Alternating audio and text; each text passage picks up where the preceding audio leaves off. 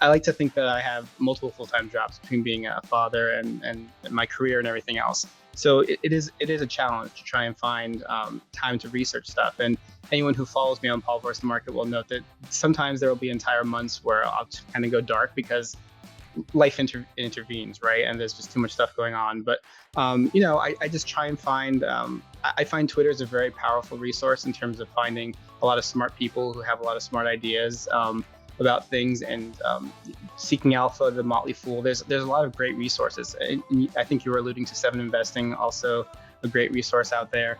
I think there's a lot of noise out there, particularly when you look at like CNBC, and there's a lot of people who invest in a different way, right? There's day traders, there's like the Wall Street bets that crowd. There's a lot of people, and I don't mean to denigrate them at all.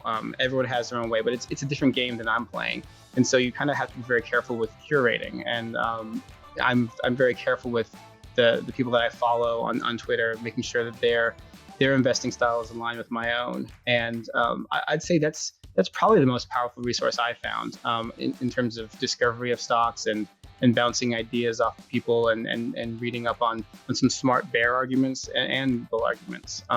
One of the most valuable things to me on Twitter is when smart people will present an argument against one of my top holdings. I love reading that because either they will point out something that I missed and makes me reconsider and maybe saves me from a mistake, or I find my conviction strengthened in that company. And so even when it pulls back 30, 40, 50%, which a lot of these great long-term investments almost always do, you see these massive drops all the time.